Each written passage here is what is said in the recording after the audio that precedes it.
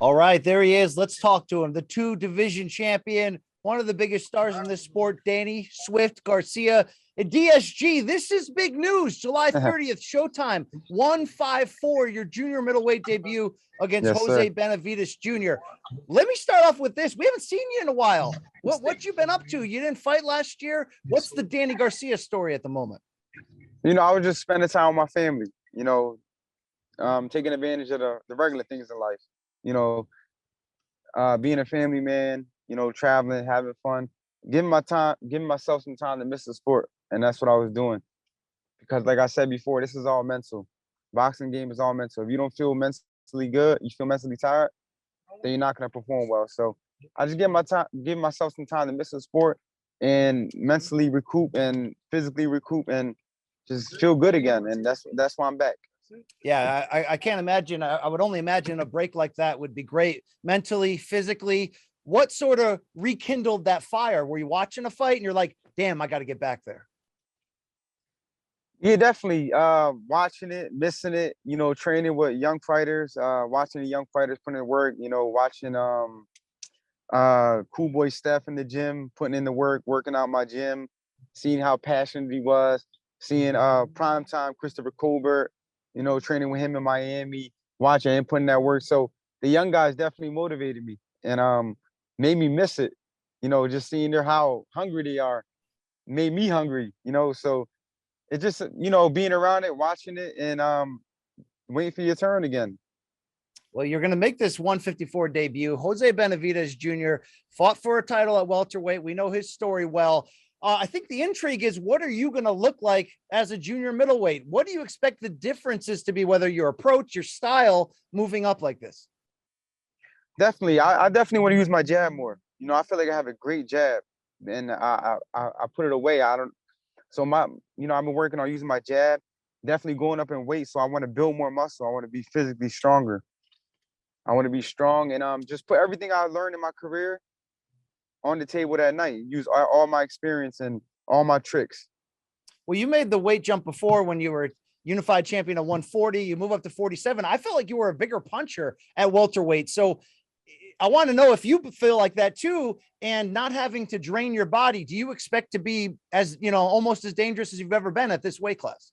Yeah, definitely. I feel like I'm gonna be a lot stronger and I'm gonna have more stamina. I'm able to work on things. I'm able to run more. I'm able to push myself without feeling like I'm burning myself out. So I'm definitely gonna feel good. I feel good already. And we're just putting in the work and everything is going good and we're just getting better and better every day. All right. Well, this division, I don't have to tell you, man. I mean, you come from a killer division at welterweight where they're all sharks, but 154 deep as shit. Jermel Charlo, Tim Tszyu is knocking on the door. Fundora. I mean, on and on. Jared Hurd's still lingering. J-Rock. You know what I'm talking about. Benavidez will be a test for you. But is this like, if you pass this test, you going right into the Lions Den like you always did at 147? Well, that's we stepped into this game to fight the best. This is what boxing is about. Boxing beating best. So, like I said before, I got to get past Benavidez first, and once I get past Benavidez, then we can speak on future opponents. But July 30th is my main focus. My main focus on looking good, winning, and then going on to bigger and better things. Do you still covet a Keith Thurman rematch? Does that still matter to you?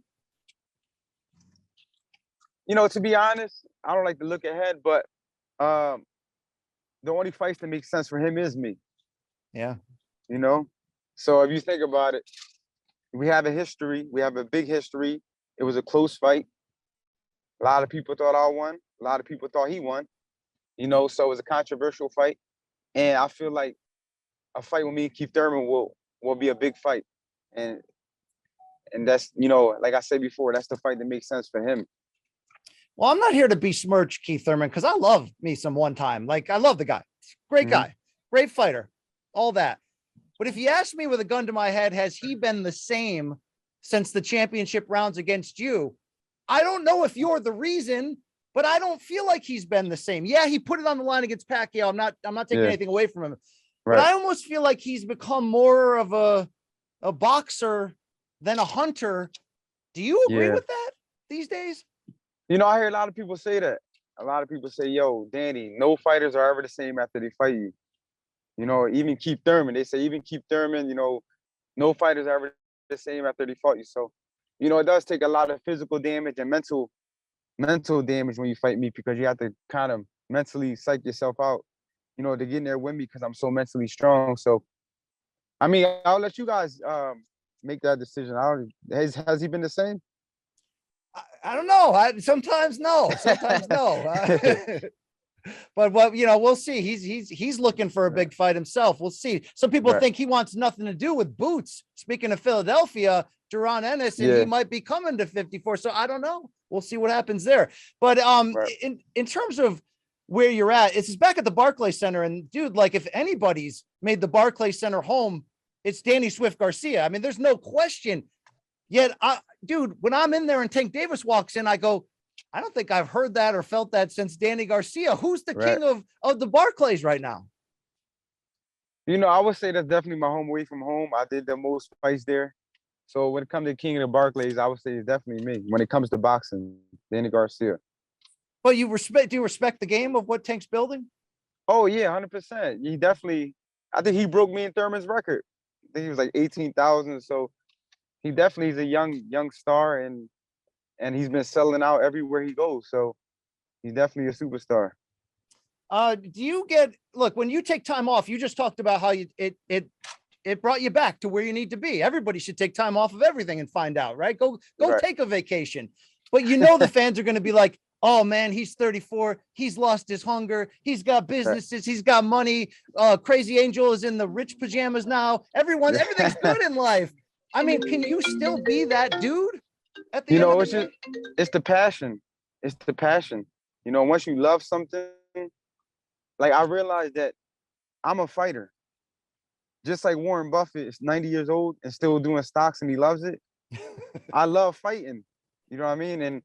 And sometimes you like, it just dawned on me that, you know, some days you just feel tired of it. And then you miss it and you realize that, yo, this is what you do. You're a fighter. So besides everything, and I feel like as a fighter, you're supposed to invest. You know what I mean? You're supposed to do things like that. So I don't think that takes my hunger away.